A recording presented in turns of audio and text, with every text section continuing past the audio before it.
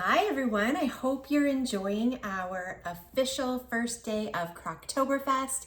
My name is Linda Brown and I'm going to teach you how to make your own bone broth soup at home using leftovers. So I have two disclaimers. First of all, this video is pre-recorded because I have a very busy life and noon, I'm not going to be home, but I need to make this bone broth soup. So I figured out a way to pre-record this video so that you have it, and then my bone broth can simmer all day in the crock pot. So that's disclaimer number one. Disclaimer number two is that I am not a healthcare practitioner. I'm not a dietitian. I'm just sharing with you what I have learned through our healthcare practitioners and trusted friends along the way during my Epicure journey. Because I've been here for 12 and a half years. I stay with Epicure for a reason. I love these products. They're all gluten-free and it works for my family, and we are able to make food at home on a budget, and it's just an amazing career path for me. So I'm going to share with you my bone broth recipe using tips and tricks that my mama learned from her mama and the mamas before them. So they say chicken noodle soup is good for the soul. It's also good for your health, and I'm going to share why.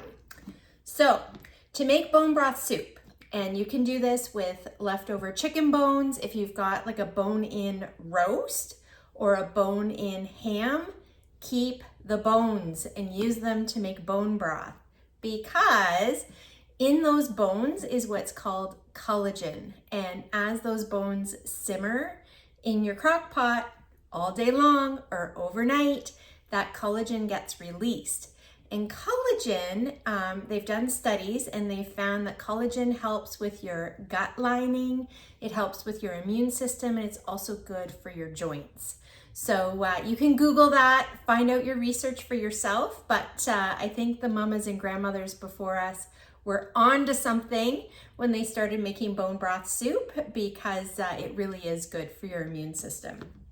So to make this soup, I've got my amazing measuring cup that my mama gave me, and I've got about 8 cups of water in there. If you've got one of those massive crock pots, put as much water as you can until it's filled about halfway full, because keep in mind that you're going to be adding ingredients to that crock pot. So you don't want it filled to overflowing, because you're going to have issues, especially if you leave your crock pot for the day while it simmers your bone broth soup. So I have about 8 cups of water in there, and it filled my crock pot halfway. Again, if you've got a bigger one, you can probably fit 10 to 12 cups, okay?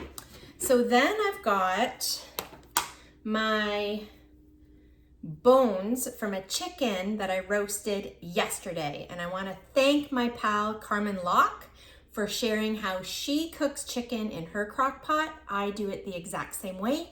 So I followed Carmen's method, and now I'm taking my bones and I'm going to add those to the water just like so. It's all kind of congealed together, and that's okay. Now there is a little bit of fat. I did not take the fat off. It is going to float to the top, and I will skim it off later. I just find it adds a really nice flavor to the soup.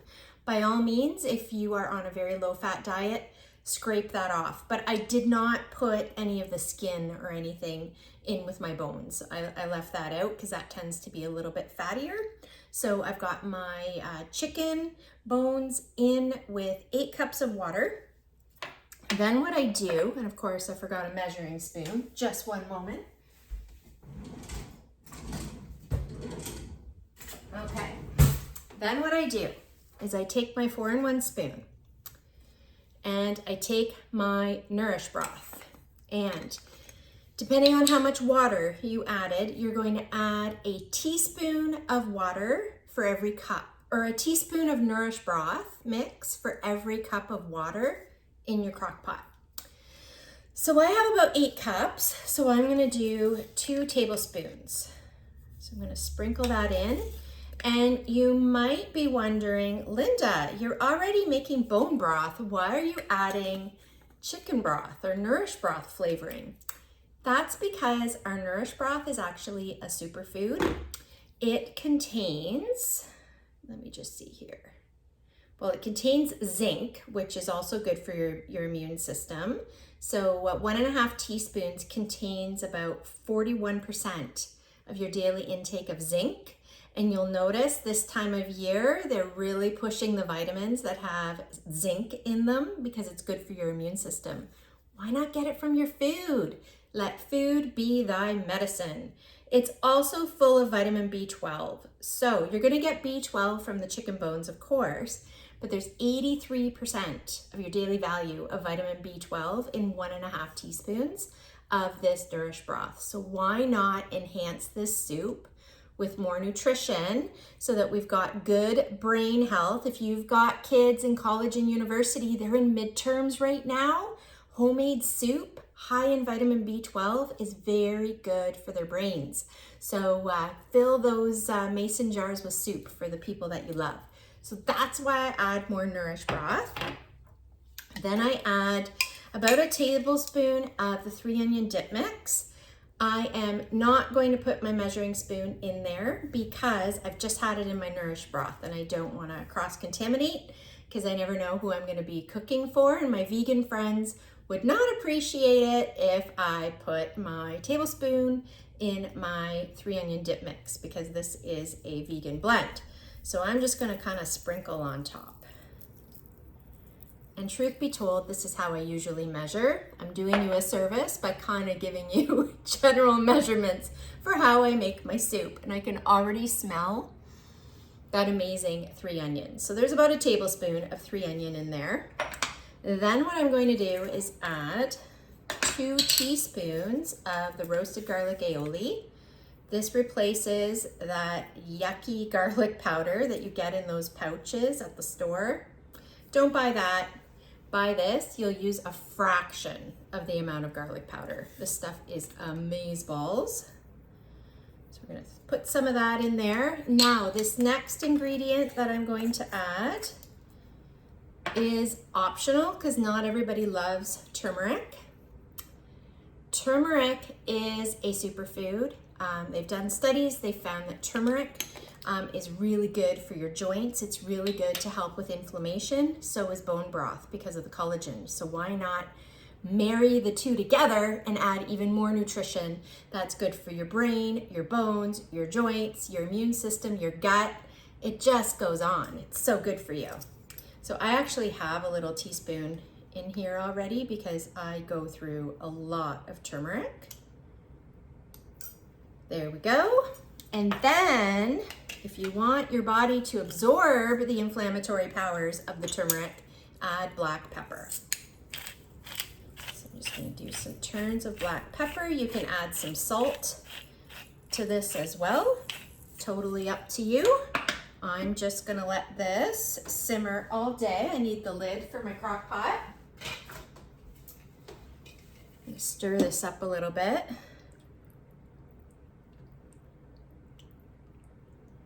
I did salt the chicken when I cooked it, so there already will be a little bit of salt in the soup, but this is a very low sodium bone broth soup, and I'm gonna let that simmer on low all day long. My son has a semifinal football game after school today.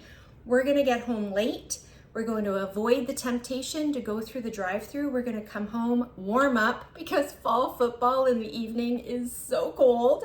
We're gonna warm up with some nice bone broth soup. Now, if you Google bone broth cost, there is a wide variety of costs. Like there are people spending like $57 on bone broth for their dog. I kid you not.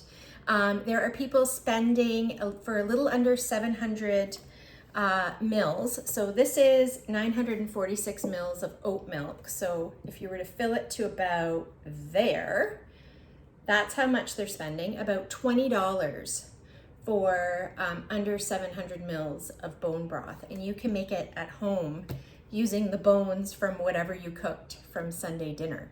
Isn't that amazing? So bone broth is so simple to make. Make it yourself. So my US friends have the US Thanksgiving coming up. If you're making a turkey, save the bones, and then you don't have to fiddle with them. Just put them right in the crock pot after dinner and let it simmer all night. And you'll have an amazing bone broth in the morning. If you're doing a ham, keep the bone, make a ham soup. Dice up some of the ham, add split peas, whatever. You can add whatever leftovers you want to your soup to make amazing soup. So I have leftover chicken from our dinner last night, and I have leftover green beans. I'm gonna cut that up, throw it in my soup, and we're going to have a beautiful dinner. If you've made meatballs, make a few extra and make like an Italian wedding soup. Think smart about that so that when you're planning your meals for the week, plan a really nice dinner at the beginning of the week and then use the leftovers throughout the week with your bone broth to make soups and things like that. I have one more disclaimer for you. When your bone broth cools, it's going to congeal and it's going to become a little bit jiggly. That's because of the collagen. It's actually not the fat that's making it do that. And if your bone broth does that, congratulations, you have made an incredible bone broth soup. It is full of collagen that is so good for your body. Research it. Our grandmothers and the grandmothers before them did not take pills. Food was their medicine, and they were onto something when they created bone broth soup.